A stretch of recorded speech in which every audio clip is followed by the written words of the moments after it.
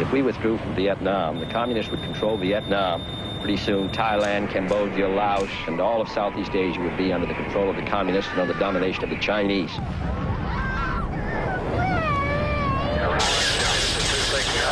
Some people running along the dikes. Roger. Good job. I saw you splatter one right in the back with a rocket. Roger, got lucky again. It's time that we recognized ours was in truth a noble cause. Everybody get off the middle of this LZ. Throughout the years of negotiations, we have insisted on peace with honor. Let us be proud of the young Americans who served with honor and distinction.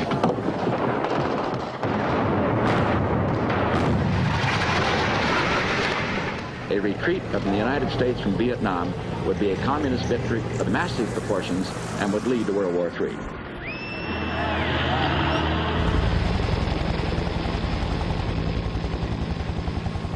"20 years ago this week, I reported the end of the Vietnam War from here, the American Embassy in Saigon, where the last American troops fled from this helicopter pad on the roof. The American invasion of Vietnam had marked the last stage of the longest war this century, a war in which the greatest tonnage of bombs in history was dropped, in which more than 2 million Vietnamese were killed and a bountiful land devastated.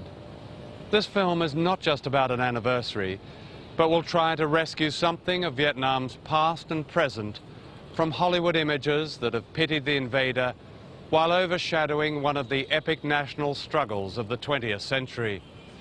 Above all, it's about a remarkable people who have paid a high price for their victory over a superpower. Indeed, the terms of their long-awaited peace are still being negotiated.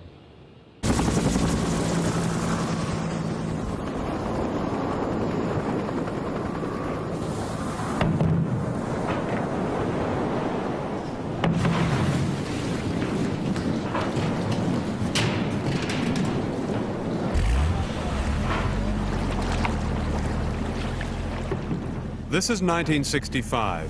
US Marines land at China Beach near Da Nang in central Vietnam.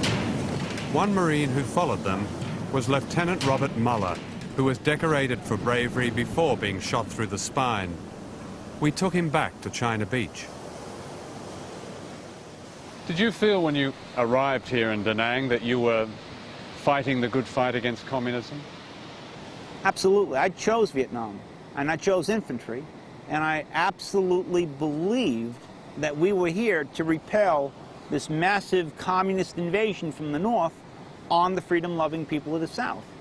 And it didn't take long, actually fighting the war over here, to have that explode into the myth that it was, you know, confronting the reality of what was going on in this country. Do you remember when that first struck you? Yeah, when I arrived at the airport right up here in Da Nang and had all of these people in black pajamas running around the airport, and I said, wait a second, I thought people in black pajamas were supposed to be the Viet Cong and the enemy. What the hell are they doing all over the airport? I'm serious. Vietnam was a lie. It was a lie from the beginning, throughout the war, and even today, as they're trying to write it into the history books, it's a lie. You know, a lot of people that came over here, and there were 3 million US servicemen here, you know, confronted the reality.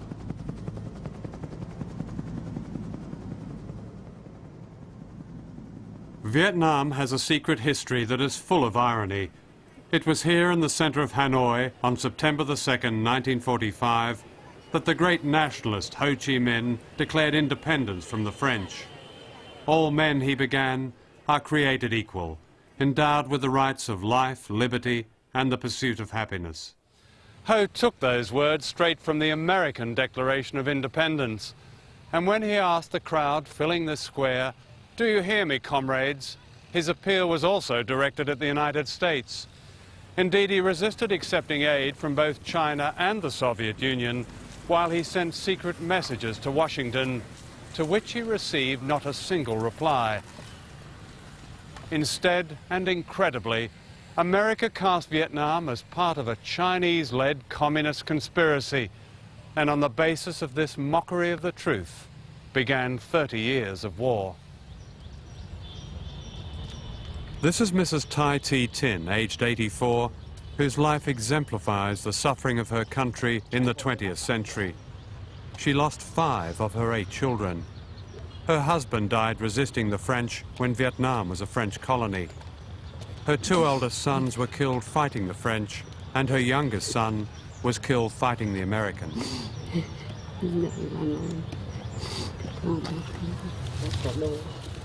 This century, the Vietnamese have been invaded by the French, the Japanese, the British, the Americans, the Cambodians under Pol Pot, and the Chinese. They have seen them all off at huge cost. There are many like Mrs. Tin.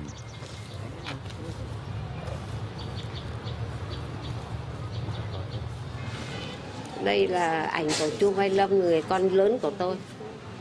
Thế thì Lâm thì khi đó thì là công binh phá bom thì chiến đấu ở tức là Tây Bắc, Cao Bắc Lạng trở về dự cái trận Điện Biên Phủ thì đóng ở Sơn La Cò Nòi thì chôn cất ngay ở cái Sơn La. Thế đây là lương. Thế thì nó thương tôi quá, nó đi thì tiễn nó ra ga thì chỉ biết là nắm cái tay con thôi. Thế tôi thì cứ nước mắt chảy quanh, nhưng mà nghĩ con đi chiến đấu mà khóc thì làm nhụt lòng của nó. Thế tôi cũng không khóc. Thì nó đi từ Củ Chi thì chiến đấu thì là không có thư từ gì cả. Thế thì trong lúc vào Nam như thế là ở nhà thì mẹ phải cẩn thận, cảnh giác máy bay ném bom thì mẹ phải ấy. En voici les toutes premières images rapportées de Hanoï. 4 arrondissements étaient touchés par les bombes. Malgré les informations transmises par le correspondant permanent de l'agence France-Presse à Hanoï, Washington ne reconnut les faits qu'après plusieurs démentis.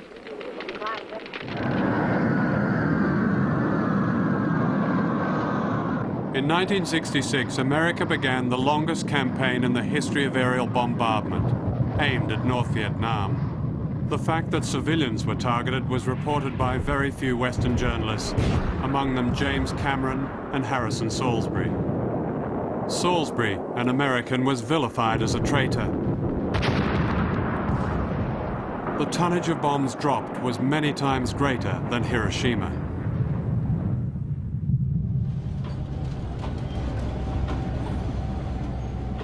This is Hong Gai, a coal mining and fishing town on the Gulf of Tonkin. The bombing here was more concentrated than even Dresden. Day after day, week after week, American carrier-based planes came in low over one of the most beautiful landscapes in Asia. I was one of the few outsiders to see the results. At this Catholic church, Mass had just finished when it was destroyed by a direct hit. Khoảng vào lúc 7 giờ 30 thì lúc đó có tiếng báo động và chúng tôi chỉ kịp nghe cái tiếng ào một cái và tiếng rít của tiếng bom và coi như là bom Mỹ nổ. Nhưng mà lúc bây giờ tôi vẫn chưa biết rằng thì là nhà thờ đã mất hay chưa, nhưng chỉ biết là cái nóc nhà tôi là bay ngói hết rồi và coi như các cái tường là sập hết rồi. When I came here in 1975, I found this letter pinned to a classroom wall in the rubble of the school. It read, "My name is Nguyen Tian. I am 15 years old. When I heard the air raid siren and the explosions, I hurried to the shelters. When I came out, my sister was lying there. She had pins all over her. The street where this family lived was hit by a new kind of bomb that sprayed small darts about the size of a pin. The darts had entered Tian's sister and continued to move about in her body for several days, causing her an agonizing death. They were made from a synthetic material difficult to detect under X-ray. They've since been used in wars from the Middle East to the Falklands to the Gulf, having been successfully tested here. The end of the war came almost by surprise. When America finally turned off the life support machine that had kept the Saigon regime going, the South Vietnamese army collapsed under the burden of its own corruption and reticence. They never had their heart in it, and they left only boots and graves.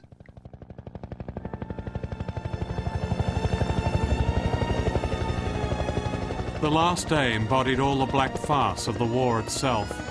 The American evacuation signal was the playing of Bing Crosby singing, "I'm Dreaming of a White Christmas." The last American ambassador to preside over this fortress was Graham Martin, a reclusive man who had lost his own son in the war and believed that America could never be beaten. A great tree dominated the embassy grounds and would have to be cut down if the big helicopters, known as the Jolly Green Giants, were to start the evacuation. Martin had refused to cut it down, saying, "Once that tree falls, America's prestige will fall with it." But as the hours ticked by, his staff began to fell the tree and to burn everything of value. I was standing here in the embassy courtyard, and through the smoke billowing out of the incinerator on the roof, I saw dollar bills fluttering down. 20s, 50s, 100s. Most of them were charred, but some were as good as the day they were printed. The Vietnamese waiting to be evacuated couldn't believe their eyes. Former ministers, generals, and torturers of the old American-backed regime scrambled for their severance pay from the sky or sent their children to retrieve the notes. All $5 million were hauled in sacks onto the roof to be burned, on whose orders no one could say. "I can tell you just this," said one embassy official. "Every safe in this building has been emptied and locked again so as to fool the gooks when we've gone."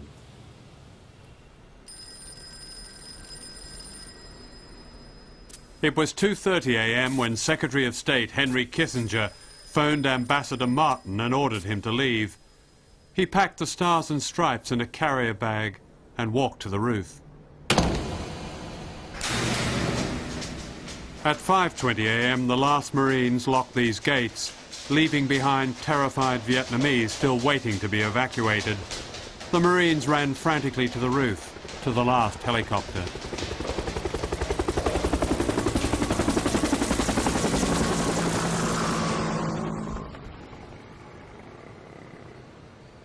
Three hours later, as the sun beat down on Saigon, tanks flying the colours of the National Liberation Front entered the centre of the city. Their jubilant crews showed no menace nor fired a single shot. The war was over.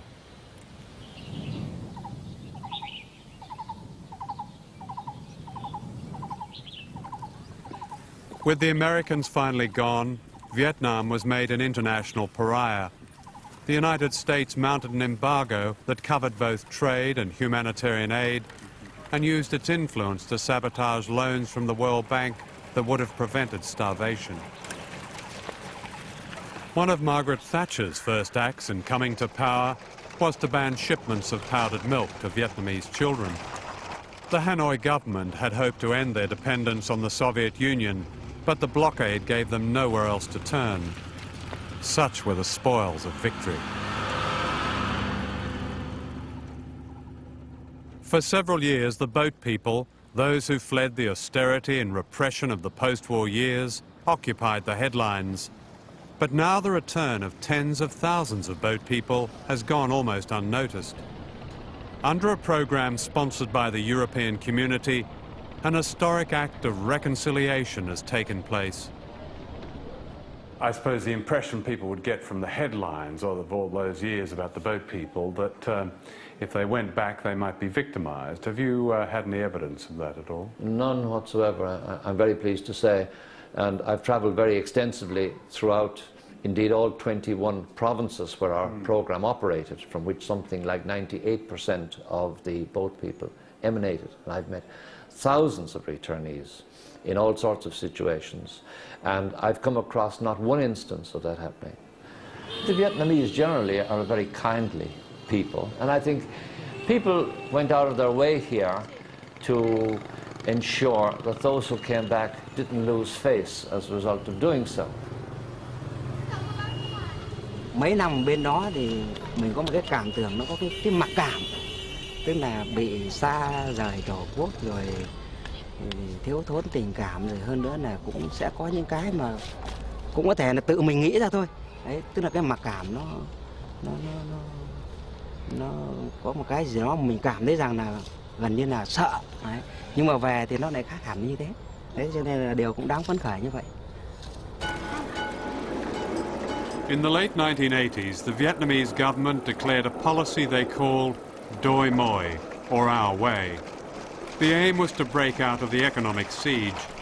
The so-called free market was embraced, foreigners were welcomed, and the embargo began to crumble. At the same time, personal freedom was encouraged, and people began to speak and criticize openly. As a friend of mine put it, colour returned to our lives. But behind the move towards greater personal liberty were dramatic changes in the economy. These were based on the belief, or the delusion, that the rapid growth of a new consumer class could bring prosperity to all.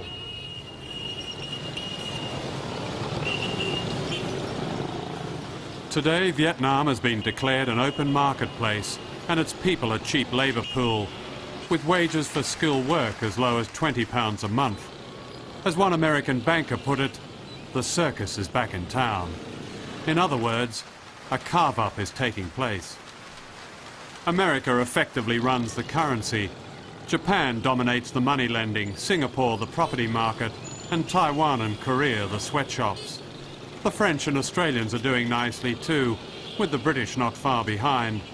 And as the roads fill up and the air pollutes, the Vietnamese sink deep into debt to those who once profited from their suffering.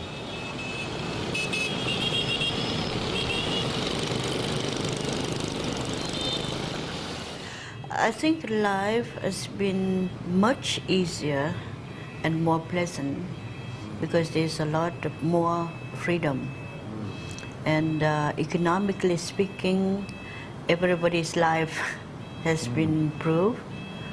And for me personally, since then, I've been much more able to do my professional work. Before 75, though, you were neither with the old regime nor with the communists. No, but I was a nationalist. I was for peace, and I was for true national independence. Right. Now, it seems to me that capitalism has arrived almost with a bang. What are the dangers? Many.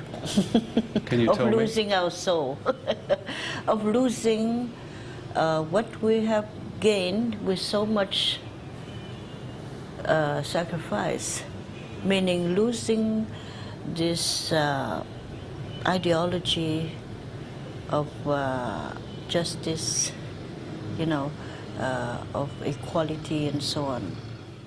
Vietnam represents to you a hybrid model, a model in which we have combined the best of both worlds to build our country here. Short of a better term, I used to call it market socialism. Isn't that a contradiction in terms? It's not a contradiction. It is a harmonious blending of the best of the two worlds to build Vietnam. The glamorous aspect of the Western culture, of the bad side, of the worst side of Western culture seem to be more attractive, like materialism, consumerism, all that is now very, very attractive to the people to whom all this is new. When you open the doors for new winds to come in, dust would come in with it. We try to keep the dust out. That's an old Vietnamese saying. That's right. Mm-hmm. You see, an American investor told me the other day, he said, look, forget about this being a socialist country. Give it time, it'll be another capitalist country. Let's hope so. Foreigners discovering Vietnam have little contact with the countryside where 90% of the people live, and where for all the hardship there was once equality. The new free market policies are changing all that. Some of the first reforms were welcomed, but under a law drafted by the World Bank, the old system of rich landowners and tenant farmers is coming back. The system that Ho Chi Minh fought against, and in doing so won the support of the majority.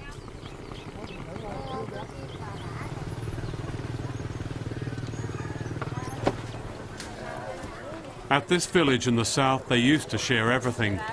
Now cooperatives are a thing of the past, and a middleman has moved in. paying this woman and her 12-year-old daughter $1 a day between them to make beach mats for export. They work from 5 in the morning till 5 at night, and as education is no longer free, the girl has to work to pay for her lessons. It is the people, said Ho Chi Minh, who must have priority. His name may soon become an embarrassment for those in power claiming his legacy. The secret history of Vietnam was also the chemical war, the spraying of a deadly poison called dioxin. Its aim was to destroy the forests where the Viet Cong were, and it was confined to South Vietnam, which America had come to save. The spraying was called Operation Hades and was hardly reported at the time. And when it was changed to the friendlier Operation Ranch Hand, and the spraying continued.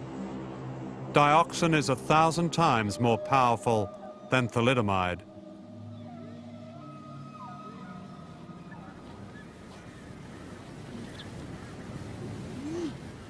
I saw many forests destroyed, die. Only the dead tree, nothing, no animals, no birds. About 2 million hectares of the tropical forests of our country completely destroyed by herbicide. These American soldiers are hosing down vegetation with that poisonous herbicide. Half of Vietnam's mangrove forests were destroyed in this way. In 1970, the US Senate was told, the United States has dumped on South Vietnam a quantity of toxic chemical amounting to 6 pounds for every man, woman, and child. These men are planting trees in one of the world's most remarkable regreening campaigns. Every school child in Vietnam plants at least 1 tree a year. In this way, millions of hectares of forest have been reclaimed, with little outside help and few resources. It is one of Vietnam's greatest post-war achievements. And this is the result. The earth has come alive again.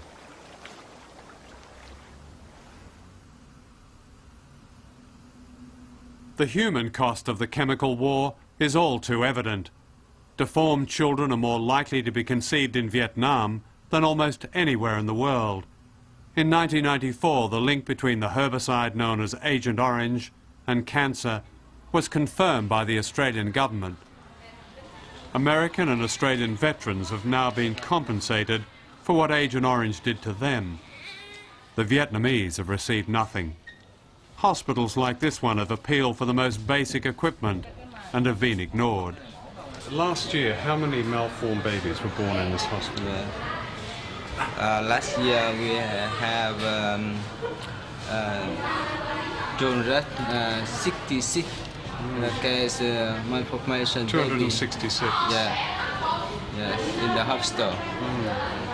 And you've been getting that kind of figure over the years, haven't you? I think it's not higher, but it's the same. About the same? The same. Since, I think, about the end of the 1960s, is that correct? It started to go up? Yes, it started to go up. In 1978, President Jimmy Carter rejected an appeal for aid for Vietnam. He said, "The damage was mutual. We owe them nothing."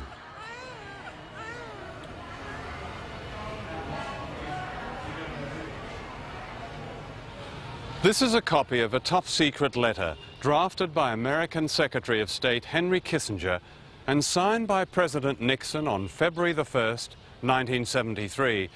It was part of a deal negotiated by Kissinger with Hanoi in this building while the war was still going on.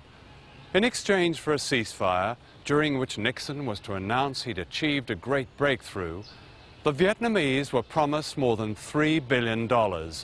In effect, reparations for the American invasion and the devastation of their country. Not a penny of this was ever paid. Instead, the American trade embargo was only lifted by President Clinton last year, and then only after the Vietnamese were compelled to pay $140 million, the sum of war debts incurred by the American client regime in Saigon which they defeated 20 years ago.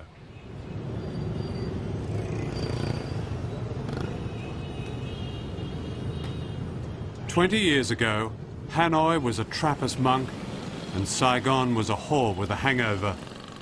With the new invasion, the North is being changed beyond recognition.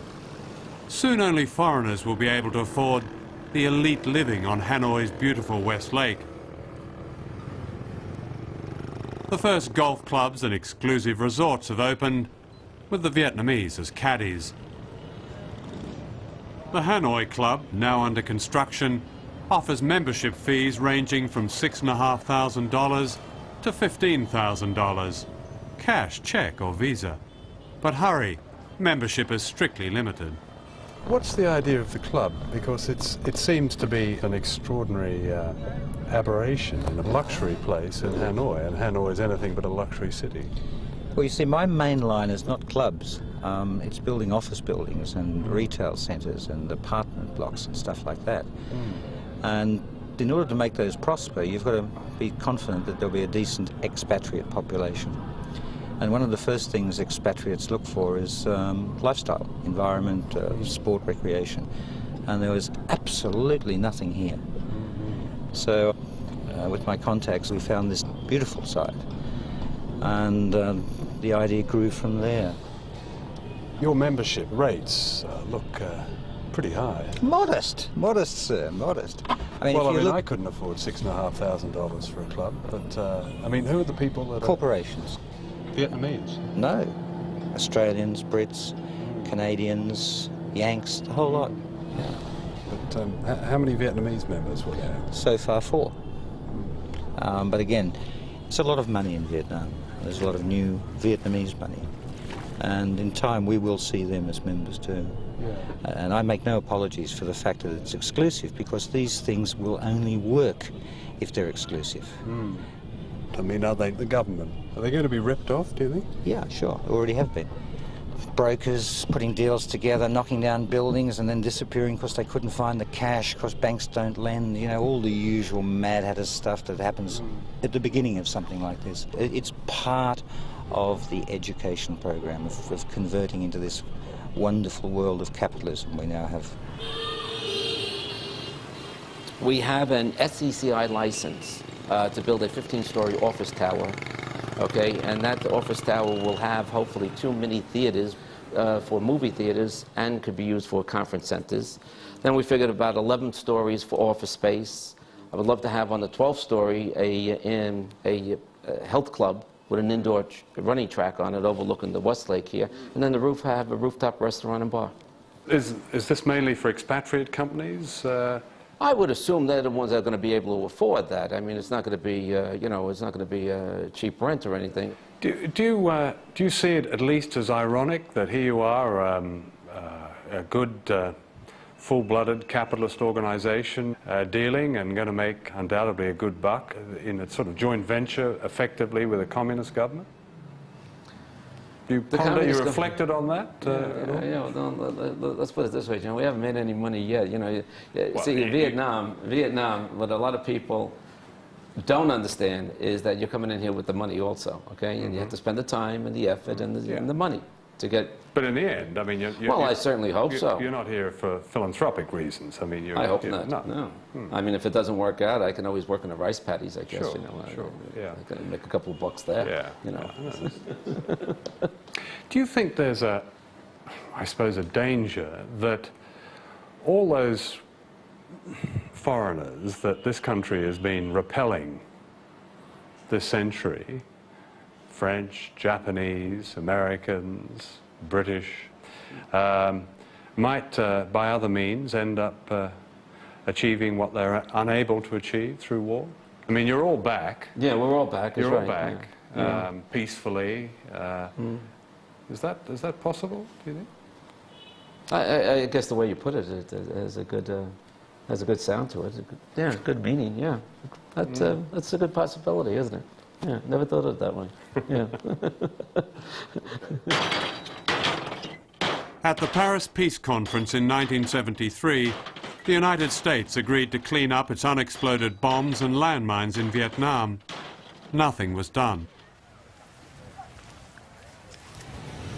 If the Americans bombed people in South Vietnam in order to save them from communism, their largely unreported bombing of the communist North was for less altruistic reasons. When I came here to North Vietnam in 1975, I felt like somebody who'd stumbled on some great unrecorded disaster. I found a moonscape from which incessant bombing had obliterated all visible signs of life. Houses, factories, schools, pagodas, churches and hospitals. This was the Bac Mai Hospital in Hanoi, the morning after President Nixon's Christmas bombing in 1972. Doctors, nurses and patients were killed and injured. One of the survivors was Professor Zhang. I first came here in 1972. So you came here just before the bombing? Yes. First, I work in the intensive care unit. Right. I remember. Professor Zhang sheltered with his patients under these stairs. This frail and noble man is typical of those who built a unique national health service that was so successful that child mortality was cut to a rate comparable with rich countries, and common disease was greatly reduced. Today, much of the health service has been privatized. The better off are meant to pay for the poor, but the system is often pay or die. Vietnam, admits the World Bank, now has a higher proportion of underweight and stunted children than in any country in Southeast Asia except Bangladesh.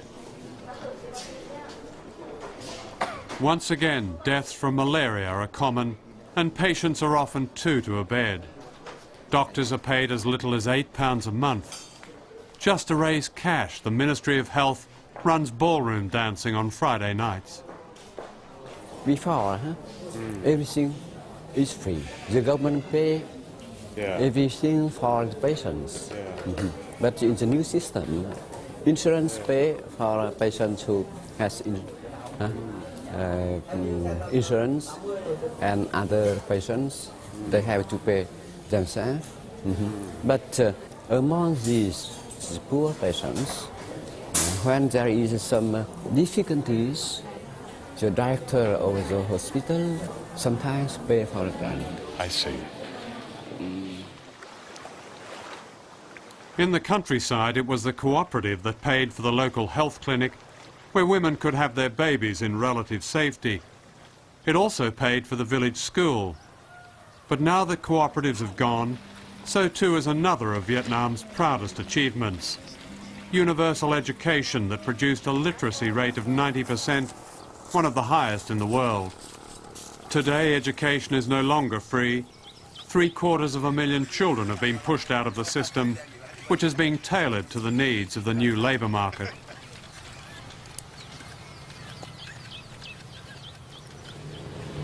In January, the Chancellor of the Exchequer, Kenneth Clark, came to Hanoi with a group of British businessmen. There was the usual anodyne excitement about mutual benefit for the two countries. But this guide to British investors, produced by the Department of Trade and Industry in London, is rather more frank. Vietnam, it makes clear, is a gold mine. And why? Because people here are so cheap, the wages so low. The Vietnamese, it says, can provide a new industrial home for ailing British products. Moreover, UK firms can rejuvenate tired-old products here by slashing costs. Take the long view, advises the British government. Use Vietnam's weaknesses. Vietnam's open door invites you to take advantage of its low standard of living and low wages. Reading that, I have to say that sounds more like exploitation than investment. It sounds like exploitation because put that way. Because you can provide inexpensive labor. I don't call that cheap labor. I call it inexpensive labor. Then your cost of production will be competitive on the international market. We are now offering cheap labor because of lack of experience, because sometimes vested interest, and maybe sometimes out of necessity. See, in Saigon, from what I can understand, a lot of these new foreign joint venture factories are employing young women, 15 to 21. 25, yes. Cheap labour, classic situation of cheap labour to be found all over the third world. Exact. That seems to me almost tragic. Yes. It's also tragic for me. Yes. These ancient looms are reminiscent of machines used in the cotton towns of Lancashire 70 years ago. The young women working them get a basic rate of £12 a month and work up to 12 hours a day. If they fall behind a minimum target, they are sacked. The air is foul, the noise incessant, and the only protection from injury is a hair curler. The factory manager, who's from Taiwan, cheerfully admitted that there were no safety precautions. "We have a medical centre for accidents," he said. "The law says there should be a union. We haven't got one yet," he said. This is the brave new world of what they call an EPZ, which stands for Export Processing Zone. This one near Saigon is run by a company from Taiwan and will accommodate 100,000 workers employed by foreign companies. It will be, in effect, a city-state, with dormitories for female workers, a stock exchange, its own customs, and all the profits will be shipped out of Vietnam.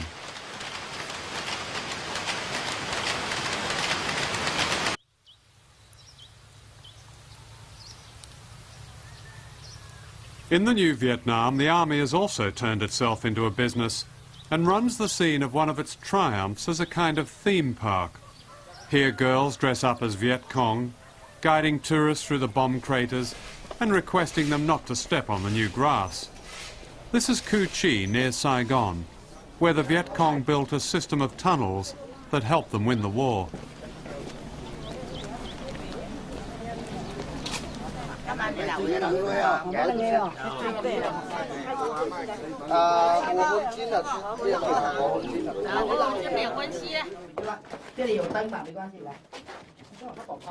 The original tunnels were half this size and have been widened to accommodate large tourists. During the war, Vietnamese soldiers crawled through insects and snakes, and with bombs falling overhead. More than 200,000 are still listed as missing in action.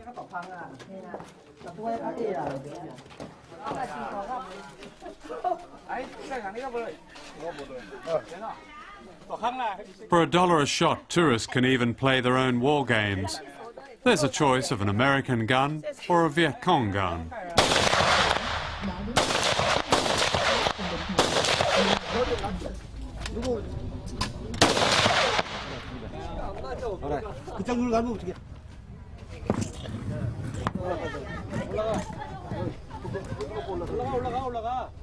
And if you hit a bullseye, you win a genuine black and white Viet Cong scarf.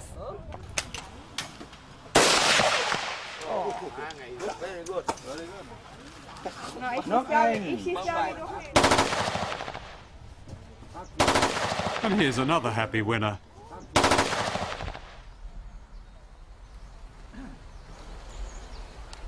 Most tourist buses don't come here because the road is too bumpy. This is My Lai, where more than 200 people were massacred by American troops on March the 16th, 1968.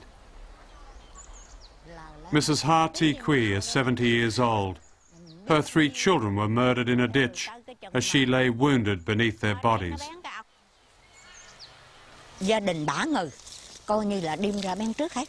Cũng bắt cái xuống đó coi như bén ở đằng chỗ đây mà bén biết là bả bà con rồi cháu rồi mẹ rồi cha chết bả người y xì, cứ thấy sợ quá, không biết làm sao, không biết nghĩ sao, chết trận này là chết chứ không có sống. Mà hiện nó bê lọt đây nữa, đây có một đường thôi, đây đi tới đây cái là con bén xuống đó, rồi ở đảng rồi cái nghĩ cái đai đi xuống đây cái là con bén, hiện người nào bị thương mà ngắt cái đầu là nó bén thôi, nó không có kể gì, nó bén như vậy. Mới tới cái chân mà. For the crime at My Lai, one junior American officer went to jail for 4.5 months. Vietnam was said to be the first media war in which there was saturation coverage, but this was always a misleading impression. At the time of the massacre here at My Lai, there were more than 600 correspondents in Saigon, but only a handful of them ever left the city. And the story of the massacre was suppressed in the United States for more than a year, until it was finally published and represented as both an aberration and an American tragedy, a theme that Hollywood was later to take up. Indeed, the walls of the offices of foreign news organizations in Saigon were often papered with photographs like these, hundreds of photographs that were never sent and never published. For the truth is that the nature of the war itself was atrocious, a story that Hollywood is still to tell. The history of the war has been rewritten by Hollywood with a series of films that have blended Rambo and self-pity, a potent combination. The message has been sometimes crude and sometimes subtle, but always the same. America made mistakes, but it was really the fault of the Vietnamese for defending their country. In other words, the crusade was flawed, but it was a noble one, just as the Hollywood actor Ronald Reagan said it was. I think the drip, drip, drip of what may be now 10 films, the selectivity of the image of the war, or the images of the war, the subjectivity, don't forget those films, they've almost all been subjective movies, has created an image which is going to take generations and generations to eradicate. But it's quite a stark image in some respects, isn't it? I don't think, John, that it's an image which allows any sense of the Vietnamese through. I mean, the Vietnamese are figures in a landscape. I still think those movies are very offending. Those movies basically is not to let people know what the Vietnamese people are about. They just want to see what the American is about, or the American viewpoint of the Vietnamese is about. It's not the truth. Come on, it's not. I mean, you gotta be crazy to believe that. And I truly hate them with a passion. We gotta call it in. Yet these purging fables of Hollywood have become, by default, our popular history, deceiving a generation.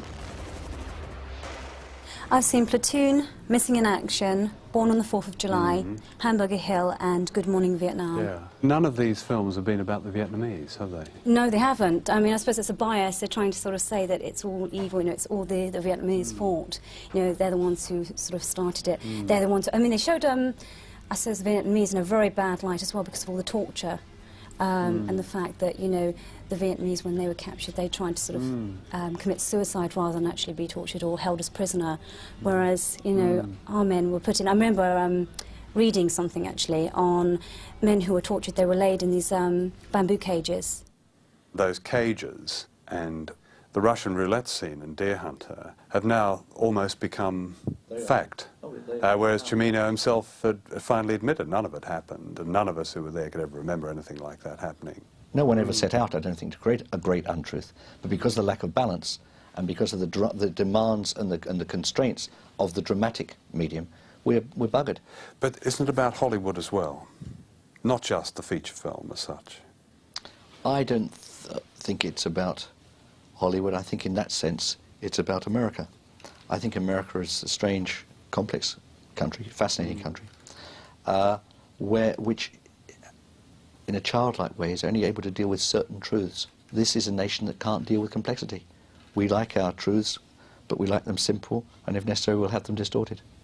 You've had the culture, and then you've had, you know, really a lot of influence out of the office of the president, particularly under Reagan, you know, exploiting all of these negative issues like the missing in action, prisoner of war issue, to portray the Vietnamese as vile, rotten, evil people holding our boys in bamboo cages.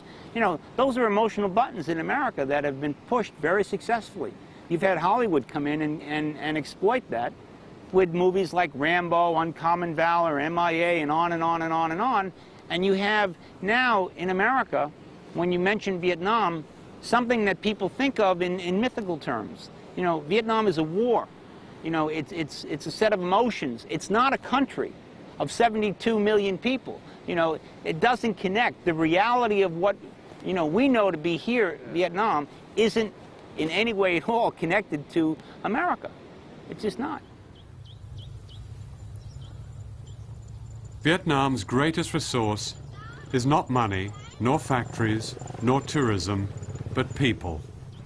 And as most people come from the countryside, it's clear that true prosperity will come not from turning this into an industrial sweatshop, but from a modern agricultural-based economy that sustains the nation and the environment. This way, Vietnam could be a model for developing countries. This is not idealistic. All over Asia, the real cost of the so-called tiger economies is there to see, in polluted cities and rivers, and stolen forests, in people racing to make more and more goods for export, and to pay more and more interest on debt.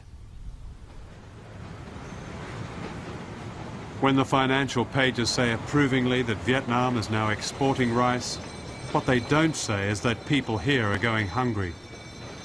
And when Vietnam's leaders say the World Bank knows best, what they don't say is that their history makes clear that the sources of discontent that challenged injustice in the past can return. Perhaps that's why beggars and other very poor people are being swept off the streets of Saigon and sent to detention centers, and why anti-government Buddhist leaders, reminiscent of those who helped topple the old regimes, are prisoners of conscience. It is ironic that the only censorship we encountered in making this film was official concern that my interviews with the survivors of the American massacre at My Lai might offend the United States and hold back American investment. Certainly, to Americans coming here, what is striking is that ordinary people bear them no grudge. Many say they cannot understand this generosity, just as many could not understand how such a people could resist America's power.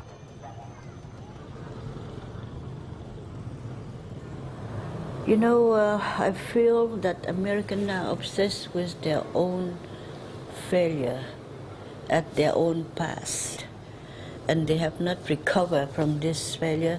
Why? We are looking ahead, we're working for the future, and we forget. We really forget about this period. And we have so many other things to think of. Why are the Vietnamese able to forget and America isn't? Because we didn't lose. We won, we won. We lost, materially speaking, but spiritually we have won. And we're losing a little bit now, but we will win again. The other day, the Americans were given back this embassy building in Saigon. They gave little in return. "We have smashed this country to bits," wrote Telford Taylor, the chief American prosecutor at the Nuremberg trials, "and we will not even take the trouble to clean up the blood and rubble." He was referring not to Germany, but to Vietnam. In order to rebuild their country, the Vietnamese have been finally granted a place in the New World Order, but only on certain conditions.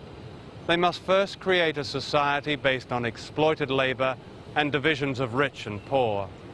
A society in which achievements in health and education will not be valued as before, and freedom will be sold as a commodity with a bottom line. In other words, the kind of foreign-imposed society they sacrifice so much to get rid of. Certainly, if Vietnam does not resolve these issues to the benefit of all its people, it will be one of the great tragedies of modern history. So perhaps the most difficult battle of all has only just begun. And this being Vietnam, it is far from lost.